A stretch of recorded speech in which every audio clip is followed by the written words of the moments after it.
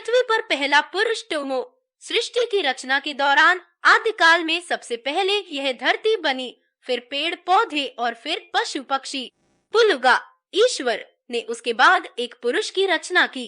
उसे नाम दिया टोमो। उसका रंग काला था, उसका शरीर मजबूत और ऊंचा था, उसमें मस्तिष्क भी था और स्वाभिमान भी। पुलुगा ने जंगल में ले जाकर उसे फल वाले तमाम वृक्ष दिखाए और कहा, भूख लगने पर तुम जिस फल को चाहो खा सकते हो। इसके बाद पुलुगा ने टोमो को एक विशेष बाग की ओर संकेत करके बताया, परंतु तुम कभी भी उस बाग में मत जाना। चले भी जाओ तो उस बाग के किसी भी फल को मत खाना, वह तोता थेमी का बाग है। पुलुगा ने टोमो को चोम और बेल के 2 टुकड़ों को परस्पर रगड़कर आग जलाना सिखाया। पुलुगा ने ही टोमो को सूर्य की माता अदिति की स्तुति करना सिखाया।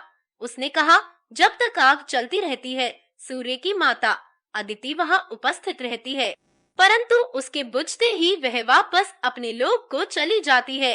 इसके बाद पुलुगा ने टोमो को सुअर का मांस पकाना सिखाया।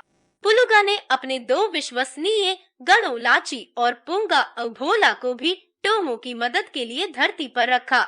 धरती पर पहली स्त्री के बारे में अंडमानी लोगों के बीच अनेक लोक कथाएं प्रचलित हैं। कहा जाता है कि धरती पर रहना सिखाने के दौरान पुलुगा ने महसूस किया कि टोमो को एक साथी की भी आवश्यकता है। पुलुगा ने तब चान आ ए लबादी नाम की स्त्री की रचना की। कुछ का कहना है कि चान आ ए लबादी सागर में तैर रही थी। टोमो उसकी ओर बुरी तरह आकर्षित हो गया और उसने उससे अपने साथ रहने की प्रार्थना की। वह बिड द्वीप पर आ गई। टोमो के 2 पुत्र और 2 पुत्रियां हुई। बेटों के नाम बिरदा और बोरोला थे तथा बेटियों के नाम रियोला और रोमिला। समय बीतता गया। द्वीप पर सुअरों की संख्या इतनी अधिक हो गई कि वे टोमो की पत्नी के लिए परेशानी पैदा करने लगे। वह उनसे इतनी अधिक नाराज हो गई कि उसने सुआ मारकर सुअरों के नाक और कान छेद डाले।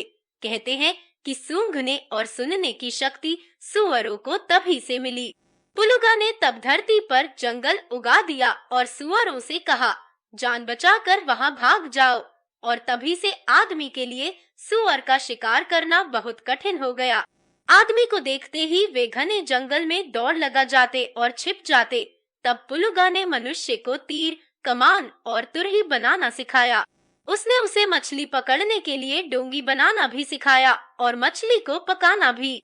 पुलुगा ने चान आ ए लबादी को भी बांस, पत्ती और झाड़ियों की लकड़ियों से चटाइयां व टोकरियां बुनना सिखाया। पुलुगा ने मनुष्य को सूर्यास्त के बाद काम न करने की आज्ञा दी, क्योंकि इससे उसके सहयोगी बुतु को सिरदर्द होता है। उसने मनुष्यों को भाषा सिखाई ताकि वे बोलकर परस्पर अपने उद्गार प्रकट कर सके। जैसे जैसे समय बीता, स्त्री पुरुष के जोड़े सारी धरती पर फैल गए। Please subscribe our channel and press bell icon for latest updates.